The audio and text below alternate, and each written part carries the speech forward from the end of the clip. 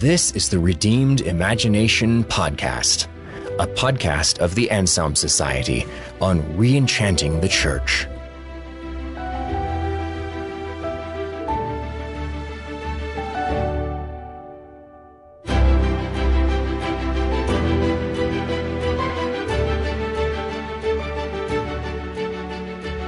Welcome back to the Redeemed Imagination Podcast. I'm Brian Brown, and we have turned the tables today.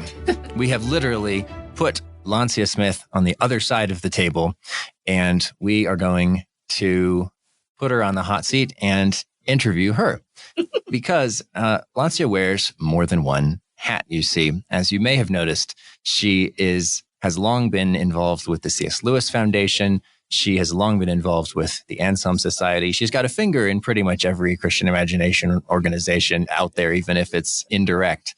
But the one thing that we have not talked about as much on this show, but we are going to now, is her baby, the Cultivating Project.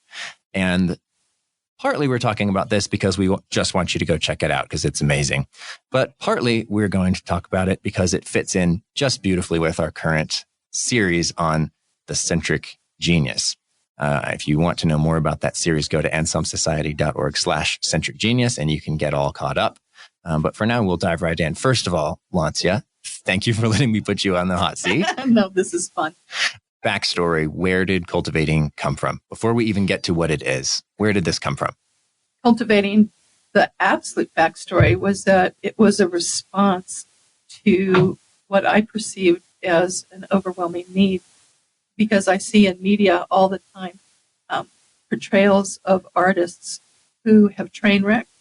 They're either divorced, they're drug addicts, they're exploited by their label or their managers, and their family lives are ruined, and they're oftentimes dealing with depression and divorce, and a lot of times end up suicidal. So Cultivating was a response to looking at, as an artist Christian myself, how hard it is to find a model anywhere, right, of what does it even look like to actually be not just a functional, not just a survivor of the culture we live in. I want to be somebody who's thriving and flourishing. And I just don't see that many portrayals really that are easily accessible about what does it look like even to be whole as a believer who happens to also be creative. And it is different. The things you have to do to make peace with creativity in yourself as a believer in this culture are different. It's not the same as if I would choose to shut that whole side of me off and just be a very straightforward, earnest worker bee. And it would be easier. But I wouldn't be alive if I did that. So, that was the backstory. I wanted to share with other people some kind of a picture of the people that I did portraits of. The background is I'm a portrait photographer by trade and have shot hundreds of thousands of images in my career of either people in context of events and conferences, but oftentimes they're authors. Oftentimes they're involved in the arts. And if they were Christian, usually their media was garbage. Their headshots were crummy. If they were an academic writer, it didn't do them justice. This is one place I could bring art and serve the kingdom by serving other believers, working in that same field. So I had a great opportunity to meet people and talk with them about their roles as creatives in context of faith. And I wanted to be able to share that in a broader sense than my just knowing them personally. I'm a writer almost since birth, it seems like. And it was important to be able to put that knowledge someplace where people could get a picture of what those artists and writers are like as models, which is what Cultivating is about. So then how does that evolve into this thing that is now the Cultivating Project. I want to circle back in a minute to what it's like to be on the production end of that, to the actual group of people that you've assembled to do this. But first, what is Cultivating from an audience standpoint? If our listeners go over to that website now, what will they find? Why is it there? Why is it there was, first off, I created Cultivating to be a safe place online where you could go rest your eyes. Literally, it's a place to rest, to take some kind of mental and emotional shelter, because it's still and soothing and very beautiful.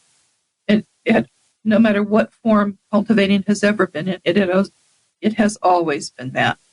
I've gone through 5 different design and website iterations. So I've been at this a long time, almost 13 years now. And what a person would find now was that they would find a beautiful online magazine. And the magazine means that we change the content and the decor of the website every season.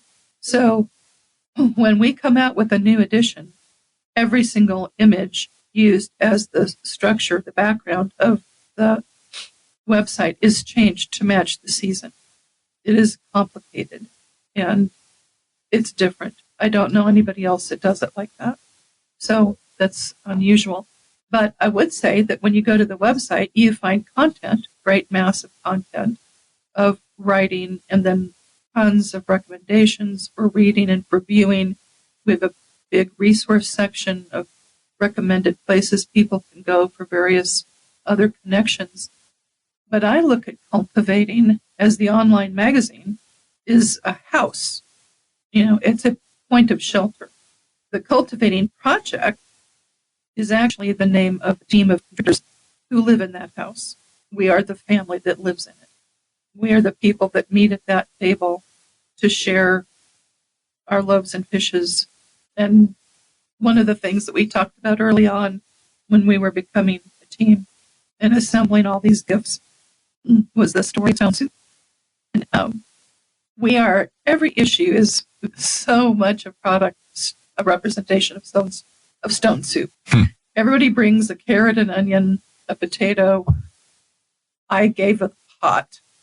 I gave it a place. Nice. And so that's what we do. And so we write by theme, and we write together in the sense of we write in community, or we shoot images in community. It's not just writers. We have poets and artists and some folks who are in music and, others who are amazing photographers. So, can we talk a little bit about the aesthetics of all of this? Because the vast majority of what's on the site is in written form. Sometimes there's original music, but usually it's mostly writers, and even the music is songwriters. And yet, you paid more attention than any website I've ever seen to the aesthetics of it, the feel, the seasonal changes, the actual visuals of it. And it seems like you think that you can read any given piece, and many of them are trying to convince you of something, show you the value of something. There's a persuasive nature to some of what's there, but the overarching experience to all of it, there seems to be an assumption that you've made, or a conscious choice that you've made, that you're going to make as big a difference with what you're not saying as with what you are explicitly saying. Can you talk about that? I think fundamentally that great writing is received as great writing only in context of it as a visual art. And that affects me all the way back to tiniest childhood. Long before we learned to read, we learned to see. And our first language is not words. It's visual. I mean, unless we're born blind or impaired in that respect, the first engagement of our senses is going to be seeing, is going to be feeling, is going to be hearing, unless any of those are, and taste. So words don't speaking doesn't come into the picture as an articulated form for years in most of us. But our aesthetics, our perception of the world around us, our understanding of goodness, or the lack thereof, is all aesthetically formed within the first 5 years. Everything that we do going beyond that point is an addition to that. It's an enhancement or a growth of that. But those understandings shape a nonverbal language inside of us. And I don't think nonverbal language is an oxymoron. I think that much of how God talks to us is in a nonverbal language, ways of communicating that bypass the way that we receive language itself. For me, I literally become so anxiety-ridden when I look, and I know this sounds trite, but I'm actually not kidding. Something in me violently reacts negatively against the font Times Roman. And I feel like it's an assault, and like my skin hurts when I look at it. I'm not making this up. And so if you're listening, it's possible that you're thinking, oh my gosh, she's OCD. But any of us who have seen Comic Sans know what it is to be physically pained by a font. I look at writing not only as a way that we convey a sequence of articulated thoughts, but there's a visual beauty that should be there. Drop caps should be sensuous. They should be an image in and of themselves, like the Book of Kells.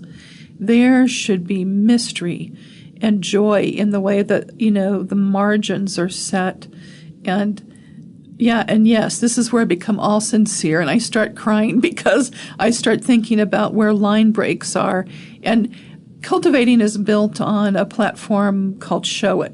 And it is a web platform actually designed for photography. It's not designed for words. But every time I have ever looked at a WordPress-based website, I feel the absence of what something should be. And there just is no way to create the context of what we see with our eyes. Everywhere around us, we're surrounded with beauty, for heaven's sakes. And it's a visceral concert all the time in front of our faces. Cultivating was designed to give that kind of sort of a shimmering framework to those words. And there's no question that I adore the team that writes and photographs and does the tech support and does music for Cultivating. But many of our team members are people who've never had the opportunity to publish. The first time a writer sees their words framed and published beautifully, something changes in them. It changes the way that they see the value of their work, to see it presented beautifully and not just as a blog spot. And that was the intention. Because God means us to see the work that He gives us to do. He planted this in us, and He wants us to see it in context of the beauty it's made to be a part of. Our identities change when we see the value of our work done beautifully. And I've had recently an exchange with one of our poets who writes absolutely fabulous poetry. And we've talked about some of the excruciating frustrations of not being able to format her poetry correctly on the platform that we're working on. There are limits to what it can do, and so it's not perfect. There are some things we do better on real paper and through photographs. And topography is a vast area that I hope to be spending my time in eternity working somewhere with the Lord on developing topography. But I wandered off into other things there. I'm sorry. So, no worries. Let's zoom out a little bit on that same subject, though, because we've been having this conversation series on this idea of a centric genius, the notion that I think there's an assumption in modernity that good art perhaps inherently arises from conflict. And so the person who wants to be a successful musician, say, they know what's in their future. They see all the things you described at the start of our conversation. They see the ruptured lives of the people who create that art. But even setting aside the people who are doing it because they want to be famous, right? I'm talking about the serious artists, the ones that really care about the craft. I think some part of them is willing to put up with that because they think that's where the good art comes from. And it seems like there's a different assumption in cultivating that conflict is inevitable in life and good art can arise from it. But there seems to be an assumption in cultivating that both the person experiencing the art and the person creating the art actually need beauty and rest in the process. Would you agree with that? Oh, absolutely. The core focus of cultivating is predicated on the belief that we were made to be whole, that as human beings, we are made to be an integrated embodiment of faith, reason, and imagination. And what I observed for years, both as an addict and as an artist before finding any kind of wholeness, and what I see among other artists that I've worked with is that people of tremendous talent can produce art of great skill. But if they don't have character formation, if they don't know the very basics about how to maintain a core relationship, they themselves will be overshadowed by the art that they make. And for the Christian, art is never the end goal because we are the art.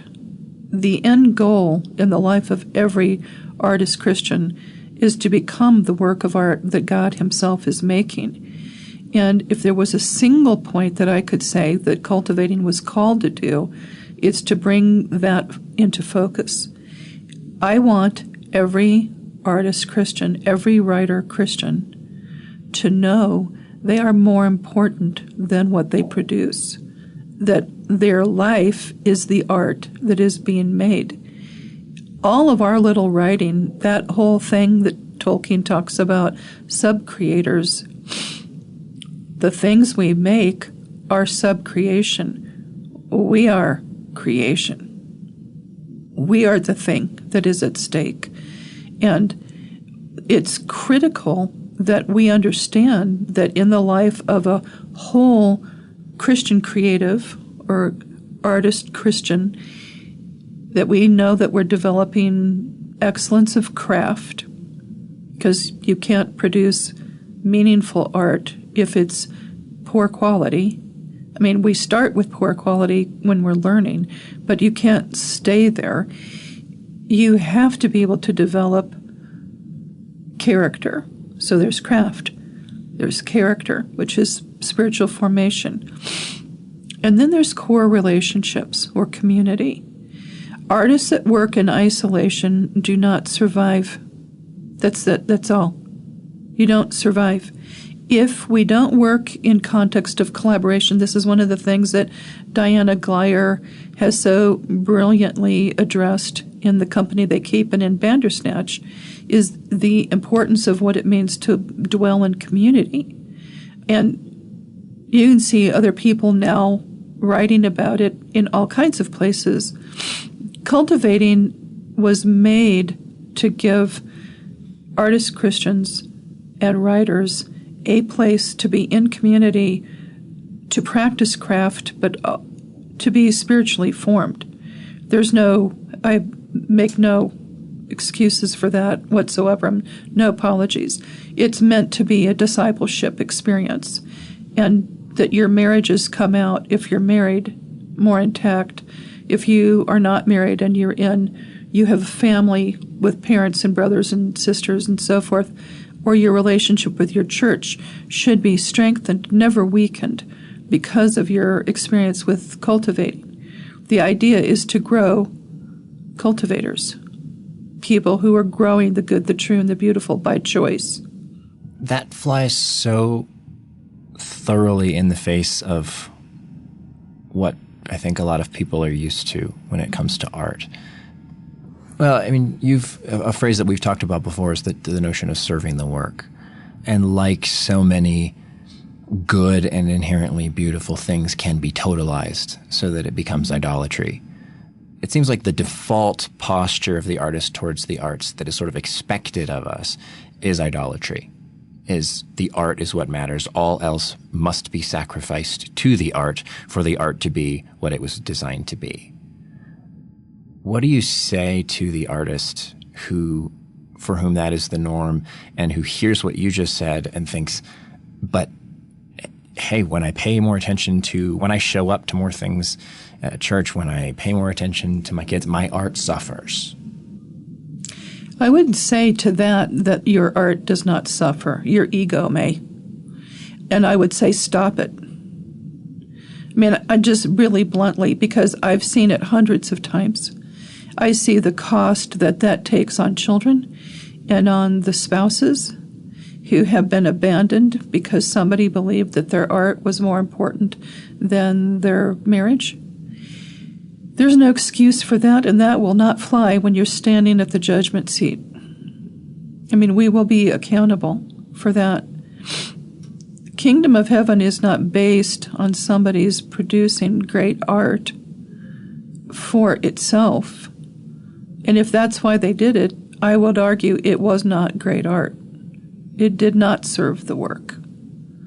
It served an ego, or it served fear, served a lie, and it may be beautiful, but that doesn't mean that it served the work. The great work is the restoration of humanity, individually and collectively. All art is made to be a servant to that work. And if we're not serving that work, we missed it. So from my perspective, what I would have to say is that the calling in this is about redirecting somebody's understanding of what the work actually is. We see art as an end point, but in fact, it's really only a venue. There is a much, much bigger dialogue going on. The language that the Lord uses is bigger than words, but the alphabet, even of his written word, is bigger than we can comprehend. So much of this is about learning to re-see who we are in that process. I am a work of art that cannot understand what kind of work of art I am, nor will I understand that except in context when I'm before the face of my Maker. I don't have to. I do have to obey the rules of engagement. You know, I need to be obedient. I need to read his word. I need to remain in faithful relationships. I need to do the things that I know are life-giving. And I have to trust him for the outcome. And I can encourage other people to do likewise because I'm called to. That's Scripture. You know, in Philippians 4, 8, and 9 talks about this is what cultivating was based on. Whatever is good, whatever is true, whatever is lovely and of good report, whatever is noble, whatever is excellent, whatever is worthy of admiration, dwell on these things. Dwell. And then he says next, and what you have seen in me, model. Do what I am doing. This is the work that cultivating is doing, is modeling what it means to be whole, to choose every day to cultivate what's good, what's true, what's beautiful. Philippians 4:8. And then to teach others to do the same. If I can model what it means to create a house where other people can come and find shelter, then I believe every single member of Cultivating will do the same. They also will create houses and find other people to bring in and give them a place at a table. That's the work of the kingdom. This is for being, we're citizens of the kingdom of heaven. That's our authority. That's our culture that we bring. So let's talk more about modeling, because the first thing that you did that I saw with Cultivating was interviews with, I would say, a certain type of artist, not in the sense of consistency in their medium, but in the sense of a certain consistency between who they were as people and who they were as artists. Exactly. Talk about that. Interviews are the heart and soul, in my opinion, to Cultivating. And I don't think that everybody who goes to Cultivating would necessarily see that. Right. But I can tell you that under the heading practice, we have practices in the menu bar. Read, see, listen, taste, practice, There's recipes, pray, people. Go. There's recipes, and people really make them and eat them too, by the way. And they're amazing. When I talk about the part of the menu that is called practice, I am talking about interviews, because these are interviews with people that I believe you can look at these people's lives and you can read about them in the interview, but you can read about them everywhere else you want to online. And if you meet them in person, you will find them to be credible believers who are living out faithful lives in Christ, being message bearers. That phrase is really important to me about being a message bearer, because we bear a message from the High King. We are bearing a message to this world. We also bear a message from him to each other. And I want people to be able to look at somebody like Malcolm Guite and say, he is somebody that I can model myself after. I want them to be able to look at somebody like a Diana Glyer, or a Jennifer Rothschild, who's one of my great heroes, or Karen Swallow Pryor has been one of my heroes for years, or Ann Voskamp. And no, I don't have an interview with Ann Voskamp yet, but that's on my prayer list, so someday. But when we have a chance, to ask those kind of deep questions of somebody, not the when's your next book out questions. I mean, nobody cares. I'm not going to read an interview about that. And I want to know what the motive was and how do they overcome difficulty, and how does their spouse and their family play into how they create the work that they do, and how do they overcome darkness. I know nobody that I interview is unfamiliar with depression. I am a longtime survivor of depression and addiction, and so if I can find a way to live a whole life, I am certain other people are doing the same, and it is only because of the redemptive quality of Christ in my life. There's no way to explain how I would even still be alive, especially the way I started life. And so I'm looking at that going, I'm not the only one. I'm one of millions. My story is not unique. It is difficult, but it's not the only one. We need to be telling all these stories. So modeling for me is really imperative, but discipleship is the core of all of this. Discipleship is where we reproduce. Great art is generative. We reproduce. And if we're not reproducing, we're dead. I mean, the life force of that work, that holy work, if it's not being reproduced in another human being, it stops when we stop. So I look at that in a garden. A plant isn't going to survive if it doesn't produce either rhizomes or seeds. But it has to produce one or the other in order to reproduce. So it either is going to happen through its roots or through its fruit. That's how that works. And so I've always thought it was really cool that those rhyme. So I'm just going to go with that. But the modeling part is something, too, that because artist Christians have been not very visible in the church for probably the last at least 50 to 75 years. Modern gifted Christians who are gifted in the arts may not know another person in the arts to know who to model after. That's part of this. When we started fading out of our, the present acknowledged role in the church, we didn't all die, but we went into the margins. And it's hard to see people when they're in the shadows and on the sides. The point of cultivating, particularly the interviews, was to bring them to the forefront so that people could say, what is it about Diana Glyer that I could do? How is she an exemplary teacher? How could I be like her? How could I be brave like a Karen Swallow Prior? How can I carry the word and make it enchanted the way Malcolm Guite does? How could I grow up and be like Amy Lee? I'm not kidding about that. This is the point. We become human in the company of humans.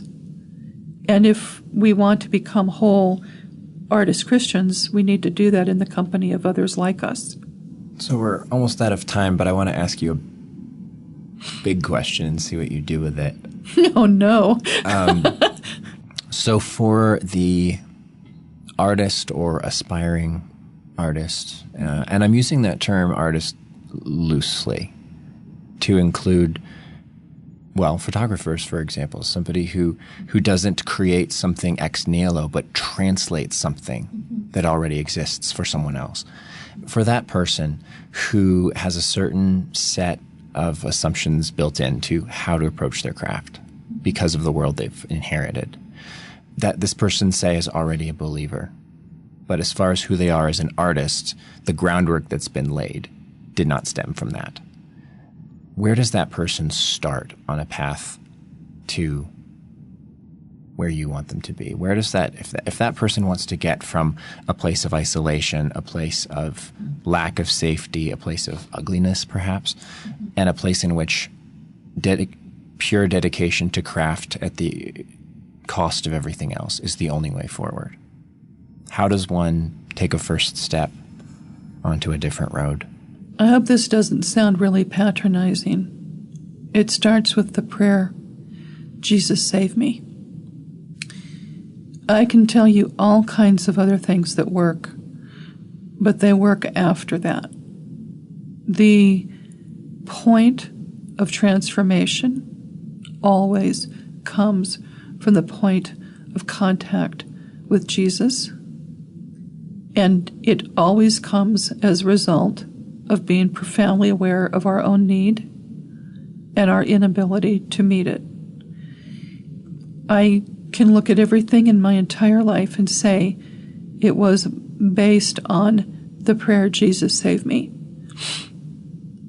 And what I meant when I first prayed it was save me from myself, because I was so self-destructive at that point. And the prayer that I've prayed thousands of times, and I mean that truly thousands of times since, is Jesus, change me. I cannot be what I long to be as I am. I'm not even close. And no amount of practicing good behavior can change my nature. And it's my nature that has to be altered. It has to be transformed. But I would also say that it starts with having the tiniest bit of curiosity and the courage to say, what if? What if I could be better? No, not like what if I could do better, but I mean, what if I could be healed? What if I could be happy? That for a depressive to even contemplate the question, what if? What if I could be whole? What if pain didn't define everything I do every single day? That is dangerous. That may be the most dangerous question I've ever asked.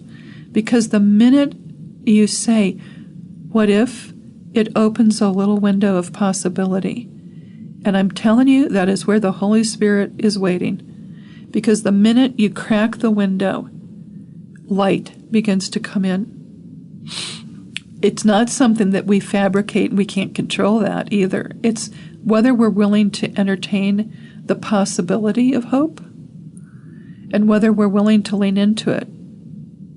I have had to put to death, lay it on the altar, my devotion to things being hard and being bitter. I've had to lay bitterness down. And some of my bitterness, arguably, you could say, was justified. I've had some pretty hard things to deal with. Is that where I really wanted to live? At a certain point, the hardness gets really old. I wanted to choose life. That's the command in Deuteronomy. I put before you this day the blessing and the curse, life and death. Therefore, choose life. Choosing life begins with entertaining the possibility that life can be better. And following that, kind of like following the silver thread in The Princess and Curdie in George MacDonald's book, that leads you to dark places, but it leads you to the place of reprieve and rescue. I think being open to the idea of letting the Lord lead you to something extraordinary and being willing to receive his definition of extraordinary instead of your own is where it begins. Well, that's all the time we have for this particular chapter of this particular conversation. If you haven't gotten your tickets for Your Imagination Redeemed, our conference in April, Lancia will be speaking at it, so we can pick up that conversation there on a number of different levels. And if you haven't seen the Cultivating Project yet, head over to thecultivatingproject.com to check it out, and you can get on the email list to be reminded when the next issues are out. Thanks, Lancia. Oh, thank you. This is fun, and I always love doing this with you. Conversation continues on our next episode of the Redeemed Imagination podcast, and we shall see you then.